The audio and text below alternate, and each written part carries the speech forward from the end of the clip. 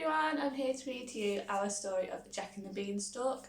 This one is by Anna Milbourne and it is illustrated. All these gorgeous pictures are by Lorena Alvarez. Let's see how it goes. Jack and his mother were so poor. They never had enough to eat. One morning they had nothing left at all. Look how sad they look. "You'll have to take the cow to market and sell her," Jack's mother said sadly. On the way, Jack met a strange man. "I'll give you these for my cow," said the little man, holding out 5 wrinkly, dried beans.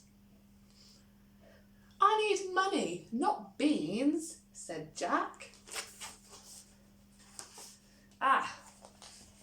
"But these are magic beans," said the little man. "If you plant them, they'll grow into a beanstalk so tall it touches the sky."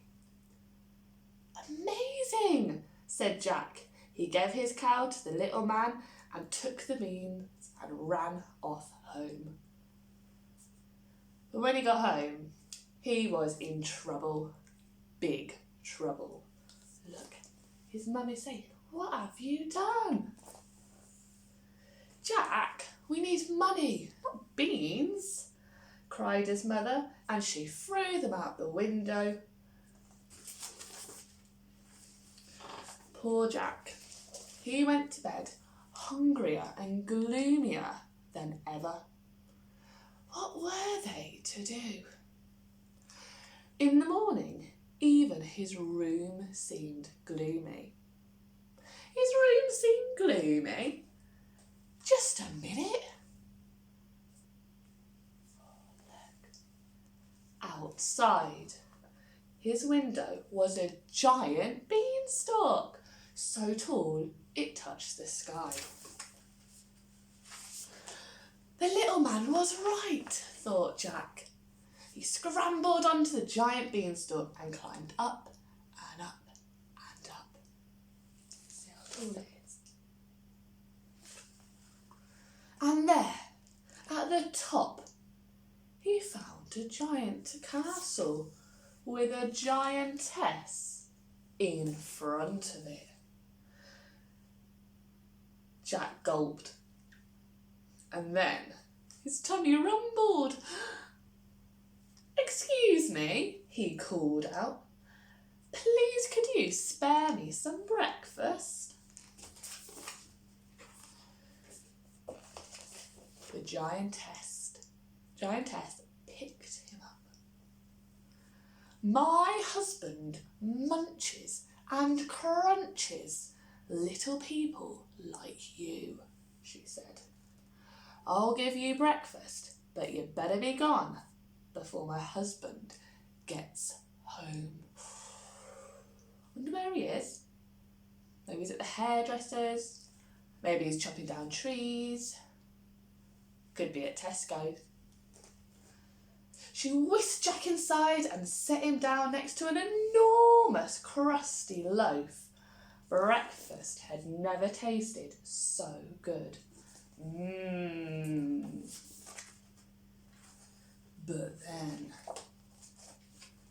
stomp, stomp, stomp.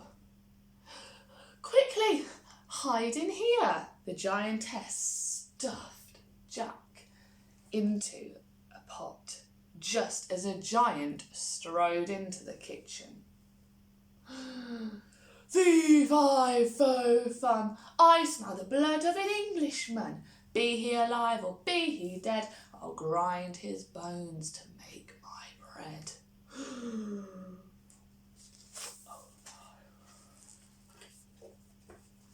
"Where is he?" demanded the giant, and he started to search the table. "You're imagining things," said his wife. "Eat up your breakfast and I'll bring your hen." She returned with the hen and put it on the table. "Lay!" commanded the giant. Clink! The bird laid a gleaming golden egg. See how shiny it is. With a grunt, the giant closed his eyes and he began to snore. The giantess lifted Jack out of the pot. "Run for your life," she whispered. But Jack had his eyes on the golden hen. He grabbed the hen and he fled for the door. The bird let out a squawk, which woke the giant, who saw Jack, and let out a furious roar. Jack dived out of the door and onto the beanstalk, with the giant hot on his heels. That means right behind him. Jack scrambled down the beanstalk as fast as his legs could carry him. "What's going on?" shrieked his mother from below. "Is that a giant?" "Just bring the axes," Jack cried. Jack and his mother chopped and chopped and chopped. It creaked and it wobbled, and then it toppled over sideways. The giant was flung far away over the hills. They never saw him again. As for Jack and his mother, they lived happily ever after. Each morning, the hen laid a golden egg, so they grew rich, and Jack never climbed another beanstalk again. The end. Did you like our story? There's lots of gorgeous pictures in here. The illustrator is amazing, and if you have a look, you can see how big the giant's breakfast was. Can you see? He's got meat, he's got a pineapple upside down cake, he's got sausage and mash, he's got fruit. He's got so much food on that table just for breakfast. What did you have for breakfast? I just had a bowl of cereal. Greedy giant. Anyway, see you all soon. Bye.